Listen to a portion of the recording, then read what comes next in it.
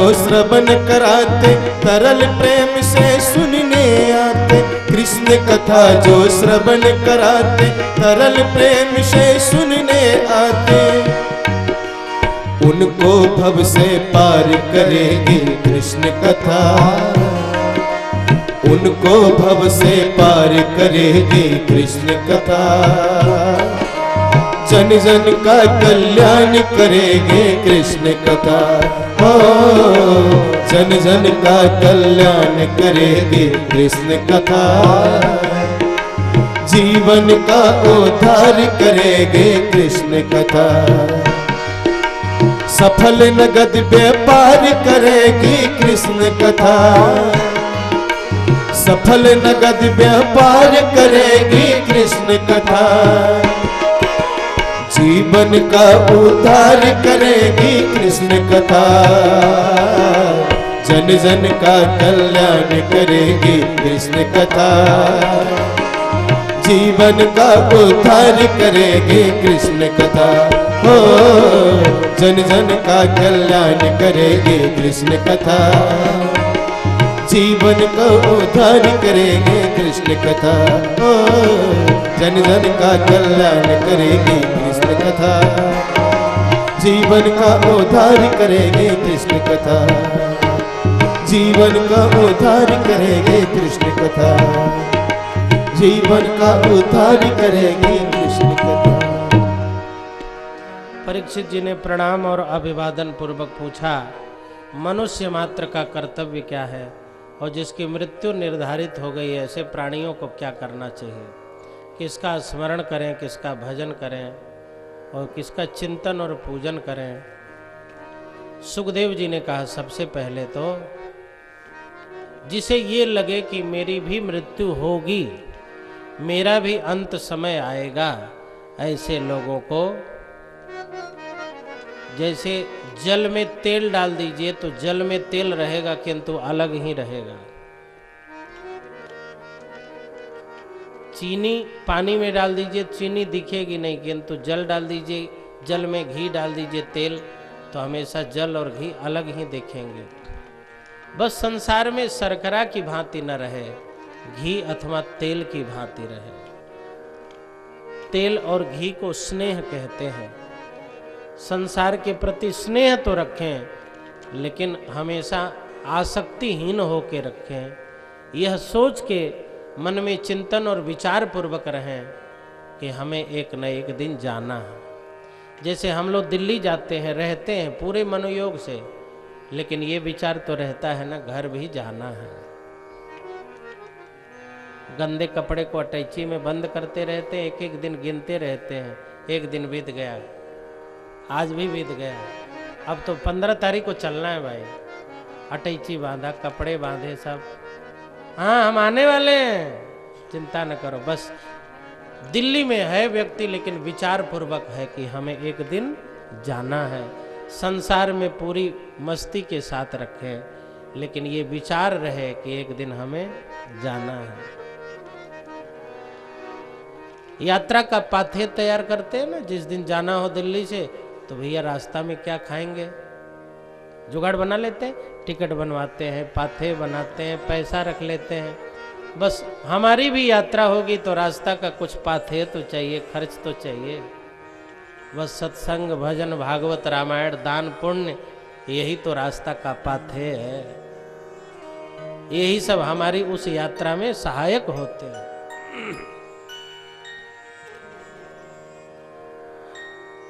विनाशवान वस्तुओं के द्वारा अविनाशी तत्वों की पूजा करें। संसार में जो भी ये सब विनाशवान है और परमात्मा अविनाशी है। विनाशवान वस्तुओं के द्वारा अविनाशी तत्व की याद करना, उनका पूजन करना कितने विवेक की बात है। सुखदेव जी जो सबसे महत्वपूर्ण बात राजा परीक्षित से कहते हैं वो यही है, अंत काले तु पुरुष आगते गत साध्वशः छिन्द्यात् असंग शस्त्रेण स्पृहां देहेनुवेशतम्। ये चतम असंग शस्त्रेण आसक्तिहीनता के शस्त्र के द्वारा अपनी ममता को काट डाले, असंग होकर के रहे, आसक्ति से न रहे, आसक्ति छोड़ के रहे। रहने के लिए कह रहे हैं, जाने की बात नहीं कर रहे हैं, रहे लेकिन आसक्ति छोड़ के रहे। वो ये नहीं कह रहे हैं कि छोड़ दे, कह रहे हैं रहे, आसक्तिहीन होकर रहे। जाने का समय तो निर्धारित है, जब निर्धारित समय आ जाएगा तो कोई रह ही नहीं पाएगा। रहना तो तब तक पड़ेगा जब तक हमको रहना है, लेकिन कैसे रहे? असंग हो करके, असंग आसक्ति छोड़ करके रहने पर बहुत जोर दे रहे हैं। आसक्ति नहीं रहती है तो छोड़ने में दुख भी नहीं रहता। दिल्ली गए थे, किराए की कोठरी थी, समय पूरा हुआ, गाड़ी पर बैठने लगे, कोठरी के प्रति कोई आसक्ति रहती है? हैं? बोरिया बिस्तर बांधे, स्टेशन पे पहुंचे, गाड़ी में बैठ के चल दिए, कोई भी आसक्ति नहीं थी, कुछ भी आसक्ति नहीं। अच्छा एक बात बताइए, यदि जिस कोठरी में आप ठहरे हो उस कोठरी में बिस्तर के नीचे, आपके बेड के नीचे एक सांप हो, मच्छर हो, गंदगी हो, तब तो और नहीं याद आएगी उस धर्मशाला की। अरे भाड़ में जाए, ऐसे धर्मशाला में तो हम जीवन में नहीं आएंगे। बताओ, बेड के नीचे सांप जुमुआ रहा था, मच्छरों ने काट डाला, इतनी दुर्गंधी थी। बस ज्ञानी व्यक्ति सोचता है अब इस संसार के धर्मशाला में, जहाँ काल का सांप हमेशा मेरे पीछे पड़ा था, मेरी बाल्यावस्था चली गई, मेरी जवानी चली गई, मेरी बुढ़ापा आई वो भी नालायक चली गई, वो भी नहीं टिकी, तो मेरे पीछे तो हमेशा काल पड़ा था। जिस संसार में सांप रूपी काल पीछे पड़ा रहता है, अब उस धर्मशाला में क्या जाना? और दुख के मच्छरों ने रोज डसा, कोई ऐसा दिन नहीं था जिस दिन दुख के मच्छरों ने डसा ना। कभी ये दुख, कभी वो दुख। अब इस संसार में, अब इस धर्मशाला में हम कभी नहीं आएंगे, अब कभी नहीं आऊंगा मैं। और जाने की खुशी हो। सुखदेव जी कहते हैं, परीक्षित, अंत काले तू पुरुष, अंतिम समय का अनुभव करके, आसक्ति का त्याग करके व्यक्ति जहां भी रहे, या तो अंदर में भगवान को देख ले या बाहर में देख ले। अंदर में, अपने अंदर भगवान का अनुभव करे, मेरे अंदर भगवान विराजमान। और यदि अपने अंदर अनुभव ना हो तो बाहर देखे। उस काया की छाया पड़ रही है, देखो छाया दिख रही है। अच्छा, बिना काया के छाया हो सकती है? यदि ये खंभा है तो धूप में इसकी छाया पड़ेगी, पांडाल है तो धूप में इसकी छाया पड़ेगी, आप खड़े हैं धूप में तो छाया जरूर पड़ेगी। तो यदि परमात्मा की काया है तो संसार उसी परमात्मा की काया का छाया है। छाया दिख रही किंतु काया नहीं दिख रही है, तो चलो उसकी छाया का ही ध्यान करें। यह संसार उसी परमात्मा की काया की छाया है। ये पाताल भगवान का तलवा है, पृथ्वी भगवान का चरण है, वैकुंठ भगवान का सिर है, पाताल में तस्य ही पाद मूलम। गोस्वामी तुलसीदास जी महाराज इसी को सरल करते हुए कहते हैं कि सारे संसार को सिय राम में मान करके स्मरण रखें। सिय राम में सब जग जानी, सिय राम में सब जग जानी, करऊं प्रणाम जोरी जुग पानी, करऊं प्रणाम जोरी जुग पानी, करऊं प्रणाम जोरी जुग पानी, करऊं प्रणाम जोरी जुग पानी। सिय राम में सब जग जानी, सिय राम में सब जग जानी। यदि अपने अंदर भगवान का अनुभव किया तो भगवान का सूक्ष्म ध्यान हुआ, और यदि बाहर में भगवान को देखा तो भगवान का स्थूल ध्यान हुआ। सुंदर सुंदर फूल पत्ते कितना इतना इतना अच्छा भगवान ने बनाया है, सब उन्होंने ही तो बनाया है। अरे सरसों का फूल देखो, गुलाब का फूल देखो, कमल देखो, जूहू देखो, चंपा देखो। चंपा कितना सुंदर है, कमल कितना सुंदर है।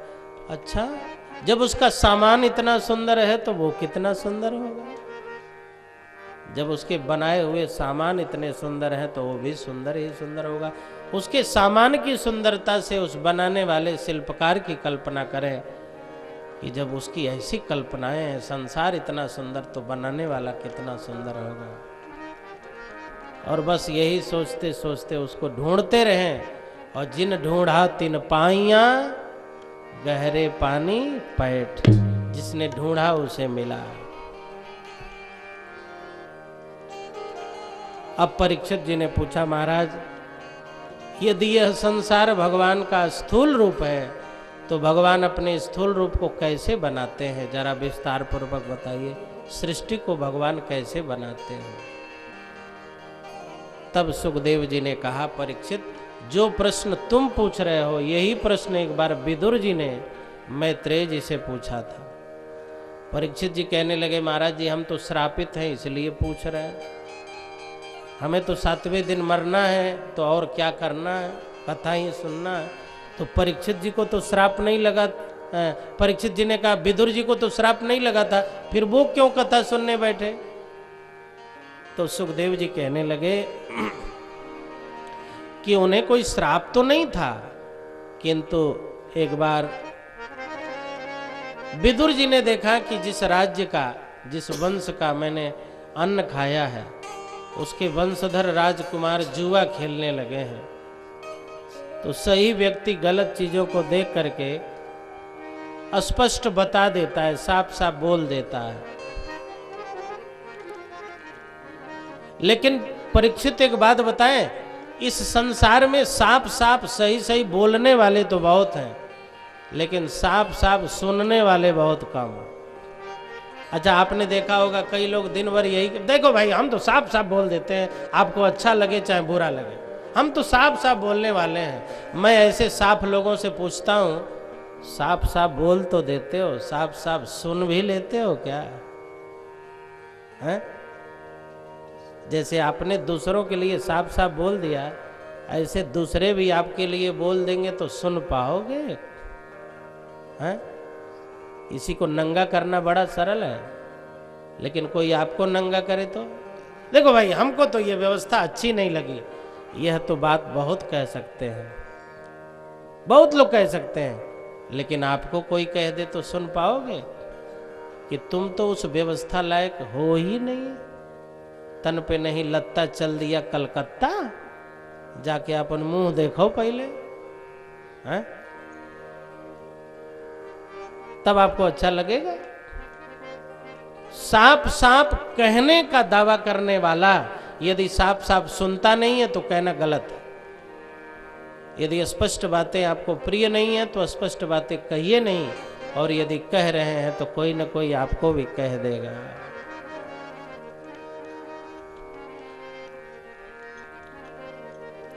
सुखदेव जी कहते हैं, विदुर जी बोले मैं तो साफ साफ कह दूंगा। देखिए, सामाजिक प्राणी नैतिक प्राणी होता है। नैतिक लोग सामाजिक समस्याओं के विषय में बहुत जागरूक रहते हैं, बहुत जागरूक रहते हैं। आचार्य श्री राम शर्मा जी ने समाज के 4 बल और 5 सद्गुणों की चर्चा अपने ग्रंथों में की है।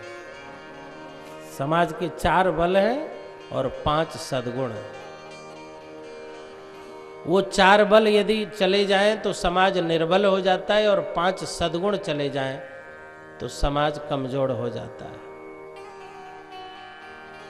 जिम्मेदारी, ईमानदारी, बहादुरी, शिष्टता, सुव्यवस्था, श्रमशीलता, सहकारिता, मितव्ययिता, ये समाज के 5 सद्गुण हैं। विदुर जी ने धृतराष्ट्र के बुलाने पर जाकर के सही सही कहना शुरू किया। धृतराष्ट्र ने कहा, मेरा बेटा जुआ खेलता है, बात नहीं मानता, पांडवों का आधा राज्य दे ही नहीं रहा है। तो विदुर जी बोले, तो मैं समझा रहा हूं। तो विदुर जी ने कहा, विदुर नीति बड़ी प्रसिद्ध है, विदुर जी ने कहा दुर्योधन, दो लोग स्वर्ग में नहीं स्वर्ग के ऊपर हिस्से में जगह पाते हैं, जो क्षमता रहने के बाद भी क्षमाशील है और कम रहने के बाद भी उदार है। जिनके पास कम है फिर भी उदारता है दूसरों के लिए, अपने लिए नहीं। स्वयं कम पहन लेंगे, स्वयं कम खा लेंगे, स्वयं थोड़े में निवास कर लेंगे, लेकिन दूसरों के लिए कमी नहीं। ऐसे लोग स्वर्ग में नहीं स्वर्ग के ऊपर जगह पाते हैं। और जिनमें बहुत पराक्रम है फिर भी दूसरों के प्रति क्षमा भाव में रहते हैं, ऐसे लोग भी स्वर्ग से ऊपर जगह पाते हैं। दुर्योधन, तुम्हारे भाई वनवासी बन गए हैं, पांडव हैं, तुम उनके ऊपर थोड़ी दया करो, उन्हें बुला लो, उन्हें आधा राज्य दे दो। दुर्योधन ने कहा, इस अधम को महामंत्री किसने बनाया? कयेन मत्रोपजुहा वजिह्मं दास्या सुतम यद बलिनेव पुष्टः स्वयं धनुर्द्वारि निधाय मायां गतव्यथो या दुर्मानयानः। अरे विदुर, तुम तो बड़े अधम हो भाई, हमारी रोटी खाते हो और पांडवों का गुणगान करते हो, चाहते हो कि हमारा राज्य पांडवों में बट जाए। चले जाओ यहां से, जाओ, तुम्हारी जरूरत नहीं है, तुम तो गद्दार आदमी हो। विदुर जी सही सही बोले थे, किंतु दुर्योधन को अच्छा नहीं लगा। विदुर जी बड़े भारी विद्वान थे, सही सही बताए, दुर्योधन को अच्छा नहीं लगा और दुर्योधन ने विदुर को अपमानित करके सभा से निकाल दिया। अच्छा, बच्चे ने अपमानित किया तो पिता को तो सहारा देना चाहिए, धृतराष्ट्र को कहना चाहिए, दुर्योधन तमीज से बात करो, विदुर जी इतने बड़े विद्वान हैं और तुम्हारे पितृव्य हैं, पिता तुल्य हैं, और अभद्रता की बात करते हो। लेकिन विदुर को दुख तो तब हुआ जब राजा ने भी मौन होकर दुर्योधन का ही समर्थन किया। मूर्खों के अपमान से दुख नहीं होता, दुख तो तब होता जब विद्वान भी अपमान करते हैं। मैंने सुना है एक आदमी को हीरा मिल गया, उस हीरा को पहचान नहीं रहा था, उसने कपड़े में बांध के गधे के गले में टांग दिया, उसके पास गधा रहा होगा, उस आदमी हीरा को गधे के गले में टांग दिया। एक बार एक जौहरी ने हीरा को देखा, कहा, अरे भैया, ये गधे के गले में टांगने की चीज है? गधे के मालिक ने कहा, हमको क्या मालूम कहाँ टांगने की चीज है, तुम्हें टांगना हो तुम टांग लो। जौहरी ने कहा, तो गधे में और हम में अंतर नहीं लग रहा है, लाओ। अब जौहरी ने ले लिया और उसने गधे के मालिक को 5 रुपया दिया और हीरा लेके चला। रास्ते में हीरा बिखर गया। जौहरी ने हीरा से कहा, हीरा गधे के गले में पड़े रहे तब नहीं बिखरे, और जौहरी ने तुम्हें खरीद के आदर पूर्वक तिजोरी में रखने का संकल्प किया तो बिखर गए, कारण क्या है? हीरा ने कहा, गधे का मालिक मुझे नहीं जानता था, गधे के गले में टांग दिया, मुझे दुख नहीं हुआ, किंतु जब जौहरी ने मेरा मूल्यांकन 5 रुपया किया तब मुझे लगा अब तो मर जाने में ही भलाई। गधे के मालिक ने गधे के गले में नहीं पैर में रख दिया होता, मुझे दुख न होता, लेकिन मुझे लगा आज जौहरी को क्या हो गया जिसने मेरा मूल्यांकन 5 रुपया किया। विदुर को दुर्योधन के व्यवहार से दुख नहीं हुआ, दुख तो धृतराष्ट्र के व्यवहार से हुआ। धृतराष्ट्र मेरे भैया लगते हैं, मेरे भैया ने भी मुझे नहीं समझा। बच्चे तो बच्चे, दुर्योधन भले बड़ा हो गया हो लेकिन बच्चा ही है, मूर्ख है, लेकिन कम से कम भैया जी को तो एक बार बुला के कहना चाहिए, छोड़ो। देखो तो धृतराष्ट्र जी अपने बेटे के बात में कितना समर्थन कर रहे हैं। दुर्योधन ने कहा, निकल जाओ विदुर यहां से, तुम्हारी जरूरत नहीं, चले जाओ यहां से। विदुर जी बोले, मैं तो जाऊंगा ही, धनुष बाण छोड़ के जा रहा हूं। दुर्योधन ने कहा, तो हमें भी मालूम था महाभारत के पहले भाग जाओगे, उनके तरफ से जाके लड़ोगे, सब हमारी बात बता दोगे। विदुर जी बोले, उन्हें क्या नहीं मालूम जहां अंतर्यामी श्री कृष्ण बैठे हो वहां क्या नहीं मालूम, हमें बताने की जरूरत।